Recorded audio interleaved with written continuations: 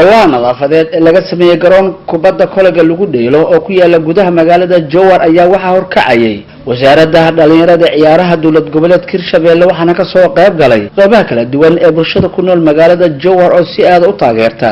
isboortiga muddadii ololahan uu socday ayaa la arkay qashin fara badan iyo geedo laga gurayo gudaha garoonka maadaama in muddaha garoonka lagu ciyaarin waa qoranta halkaas ka hadlay Saciid Hagar Amalow iyo Yusuf Ibrahim Sayid oo kamid ah ciyaartoydii kubadda kolayga ee gobolka Shabeellaha Dhexe hasaatee iminka soo laabtay qurbaha waxayna sheegeen in ay aad ugu faraxsan yihiin in ay ololahan ka qayb qaataan garoonkan aan maanta ka shaqeynayna quruxda badan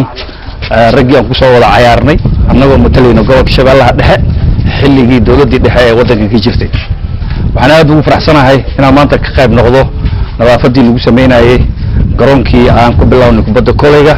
aan guulo fiican oo la taaban karaan ugu soo hoyeen gobolka waxaan aad ugu sii faraxsanahay ka shaqeynta garoonka kaliya ma aha iyadoo waliba garoonkii aan ku ciyaari jirnay oo maanta wasaaradda sportiga iyo dhalinyarada wasiirka yahay walaalkay oo asna kamid ah ciyaartoyda xilliga gobolka wasiir Cabdiqani Cabdullaahi Hiloole iyo kan dhalinyaradu waxaan aad ugu taaniyeenaa maanta hawsha ka socota garoonka aan ku soo waxbaranay xilli hore 82 ilaa iyo dawladii dhexe ee burburto waxaan mahad gaar leh wasiirka sportiga Cabdiqani oo maanta aan hawshan la qabanay anagoo u soo ururka dhalinyarada iyo dadweynaha xaafadda oo wada qabtaan hawsha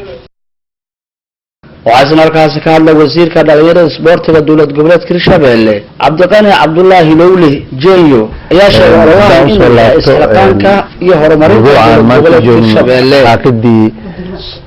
garoonka kubadda kolayga wuxuu ka yimid wasaaradda iyo asxaabteeda haddaan dho asxaabteeda waa dadka garbeeyga taagan oo Saciid Hagar iyo Yusuf Ibrahim oo ah dad aan garoonkan ku wada ciyaarnay kaalinta labaadna aan ka galnay ciyaarihii gobolada ee Soomaaliya runtiina waxaan istusnay in aan soo celino sharaftii ay lahayd kubadda kolayga Jowhar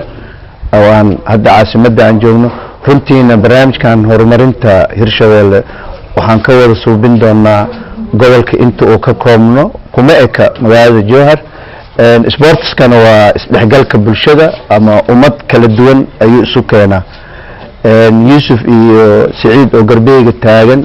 ninkan Faarax waani jaamac waa ninkan Cali waa laakiin waxa isku keenay oo nawaaleeyay waa sportska wasaaradda dhalinyarada sportiga wasaaradda ugu horeysay wasaaradaha dawlad goboleedka Hirshabelle oo dhawaan la dhisay oo qabata ololaha isxilqaan ah oo lagu soo celinayo bilicda garoomada ciyaaraha ee dawlad goboleedka Hirshabelle Abubakar Maxamed Bacadle warbaahinta qaranka caasimada dawlad goboleedka Hirshabelle magaalada Jowhar.